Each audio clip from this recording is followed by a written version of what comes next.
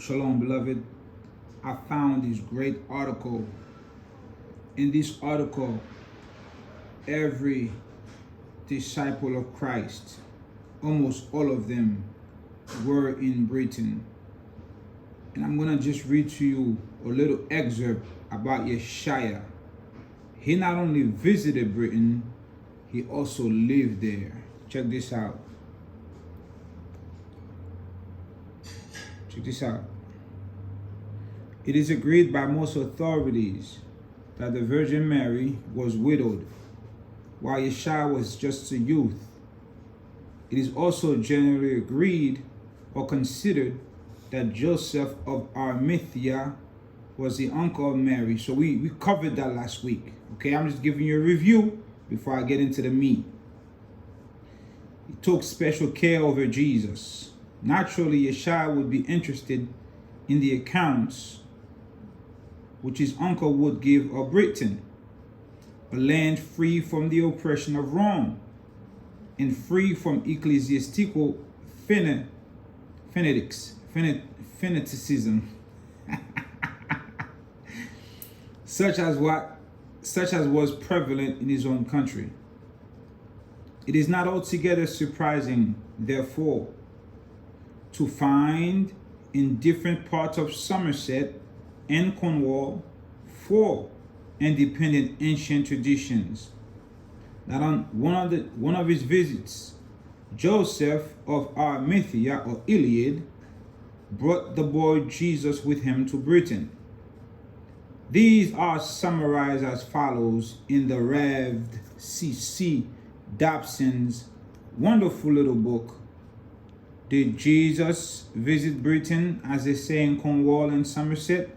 Okay, so this account is found in 4 different places. So let's get into it. And that's not why I'm here, y'all. Just wait.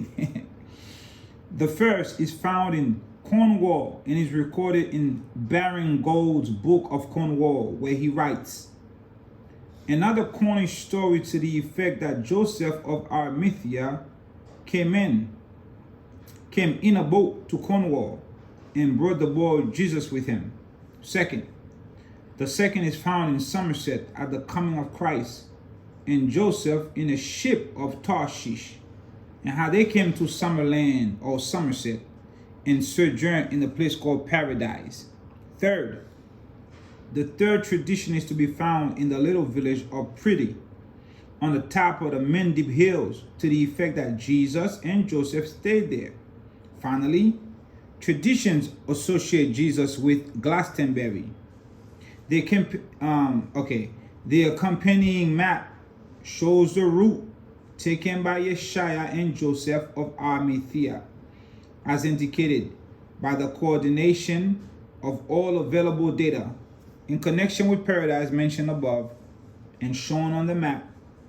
It is illuminating to observe that in old ordnance survey maps, the district around Burnham in Somerset was still called Paradise. Even as Burnham today, there is a Paradise Farm. Even at Burnham today, there is a Paradise Farm. The old well close to the shore of the fine natural harbor at the mouth of the Carmel in Cornwall, at which the boat conveying Jesus called, is still known as Jesus Well.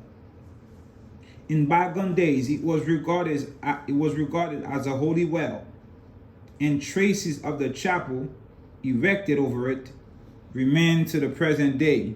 All right, here it is. There is, however, evidence that Yeshua came to Britain twice by the same route. On the second occasion, he came not as a boy, but as a young man, and not as a mere visitor, but as a resident at Glastonbury in the Isle of Avalon for a considerable period.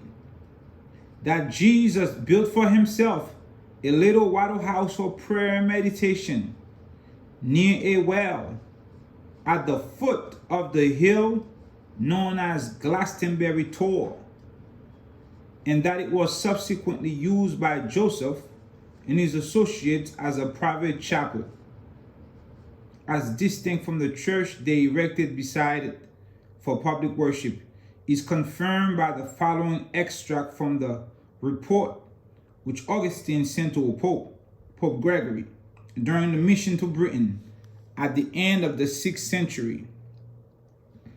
In the western confines of Britain, there is a certain royal island of a large extent surrounded by water, abounding in all the beauties of nature and necessaries of life. Regarding this, the Rev. C.C. Dobson, M.A. has beautiful, I haven't read the rest, so let's go ahead together. Beautifully commented, having been taken as a boy by Joseph on his voyage and visited Glastonbury, Jesus noticed the beauty and quiet of this island, seeking a quiet retreat in which to spend years alone before his ministry.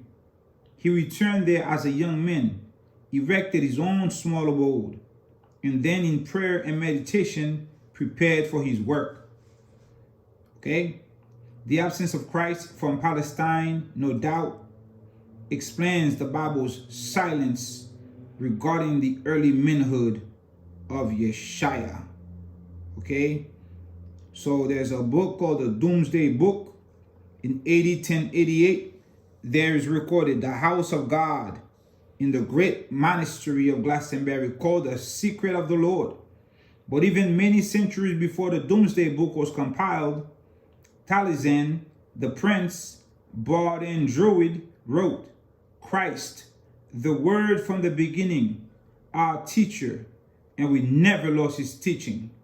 To quote C.C. Dobson again, here is an island unconquered by the Romans and remote from Roman influence and authority. So I'm not going to get into the rest. Let me see here. Hold up. He was a faith propagated by profound oral teaching, enshrining the truth of the coming Christ under the very name Jesus and the principle of the atonement. Do we wonder that Jesus came to reside in a land ripe to receive his truth? In Britain, he would be free from tyranny, from the tyranny of Roman oppression, the superstition of rabbinical misinterpretation, and the grossness of pagan idolatry, and its bestial, immoral customs. In Britain, Yeshua would live among people dominated by the highest, purest ideals, the very ideals he had come to proclaim. This forcefully brings to our mind the words of Yeshua near the very end of his ministry. The kingdom of the Most High shall be taken from you. From where? Judea. And given to a nation, bringing forth the fruits thereof. Found in Matthew 21:43. So when Arimathea subsequently came to Britain to proclaim the Savior under the very name Yesu or Jesu, familiar to every Druid as having fulfilled in the atonement their basic principle, we do not wonder that he received a welcome at the hands of the Druids. It is a remarkable fact. The Druidism never opposed Christianity and eventually became voluntarily merged in it. And I'm going to stop right there, y'all. And I have a book that's called Jesus the Druid. All right? So Yeshaya, having been taken as a boy by Joseph on his voyage, visited Glastonbury, noticed the beauty and quiet of this island, seeking a quiet retreat in which to spend years alone before his ministry. He returned as a young man, erected his own small abode, okay? And then in prayer and meditation prepared for his work. So let's go back to the part where he built himself something. Okay? There is, however, evidence that Jesus came to Britain twice On the second occasion, he came not as a boy, but as a young man, not as a mere visitor, but as a resident at Glastonbury in the Isle of Avalon. Jesus built for himself a little wattle house for prayer and meditation near a well. Jesus' well. Hey y'all, this entire article have every apostles in Britain, every single one of them. Okay? And Paul was referring to a few of them in the Bible, at least one a prince. Paul was referring to a prince in Britain at Glastonbury. I may have to do this by itself. Joseph was Philip. Okay, all kinds of stuff. It's a great article.